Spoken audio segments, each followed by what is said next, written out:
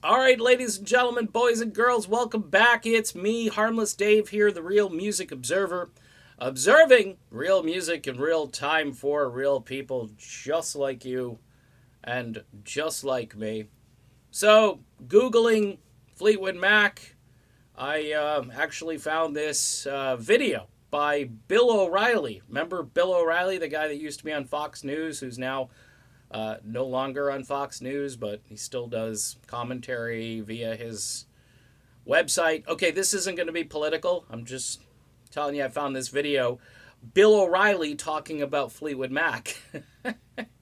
And, it was kind of interesting. Bill is a baby boomer, and he's complaining about the people who are standing up during the concert, which, by the way, was very reminiscent of an article I read about Fleetwood Mac, the guy who goes to the show and he's ticked off because the people are dancing and some other people are sitting, and it's, because this multi generational bunch are attending Fleetwood Mac, it's irritating to him, and he spends more time talking about that than the actual concert.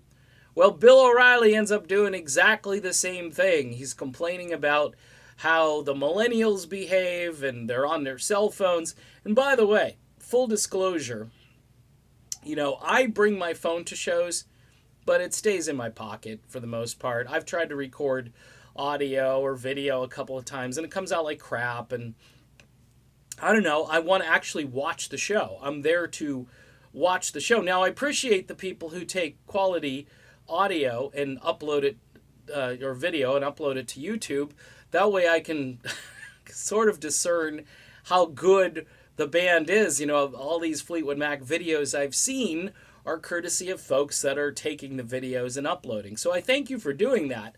But in the same token, if you're doing it the entire show, I just think it's excessive. And I to Bill O'Reilly's point, I kind of agree with the fact that a lot of times now at concerts, it's about the person and not about the band. It's about me getting a great shot or me getting, the entire show. And okay, see, I go to the show to completely kind of shut most of that stuff out, the social media stuff out. Now, during lights, Journey plays lights and Neil Sean says, hey, light them up.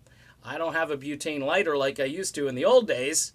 The only reason I would bring a butane lighter would be to do the old, light them up during the ballad or whatever song. And instead, we put our cell phone flashlight on and light them up.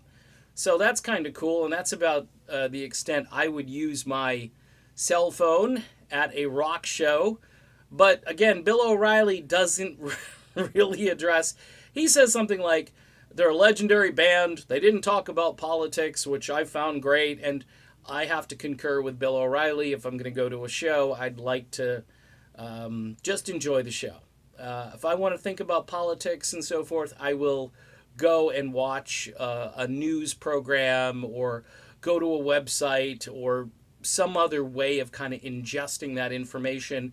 No offense to rock stars who've used massive amounts of drugs over the years. I don't know if they're the best at conveying a political message. Doesn't mean they can't have viewpoints and so forth. And I agree, with the First Amendment and their First Amendment rights and so forth. But from the concert stage, not into it.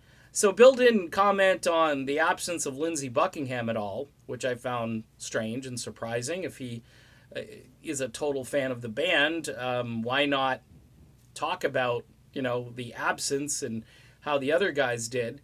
But it seems to be, again, kind of this whitewashing, omission.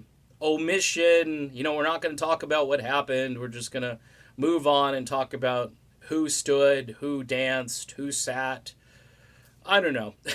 I guess there are a lot of people that just don't care about this drama the way Lindsey Buckingham fans care about it. And it's interesting. I'm learning a lot about the culture and which way the culture is moving. They're moving toward some kind of mediocre place where as long as it's got a name up there and, there are some people that are representing that name and they're loosely affiliated with that name, and they put on a show. By the way, Fleetwood Mac has an entire extra backing band. You know, Bill O'Reilly thought it was amazing. They're all in their 70s and they're out there playing for 2 hours. Well, Bill, they're getting a little bit of help. And that's something that he didn't really talk about. So, all in all, the review that Bill O'Reilly gave was almost worthless, but it was interesting to read it or to watch it. And, you know, take it for what it's worth. You might agree with Bill that the biggest problem at the show was who was sitting or standing or dancing. I tend to think the biggest problem at every Lindsey Buckingham free show right now is the absence of Lindsey Buckingham. All right, so there you go. Fleetwood Mac at Madison Square Garden. Bill O'Reilly. You can see the video. Just use Google. It is your friend. See you soon.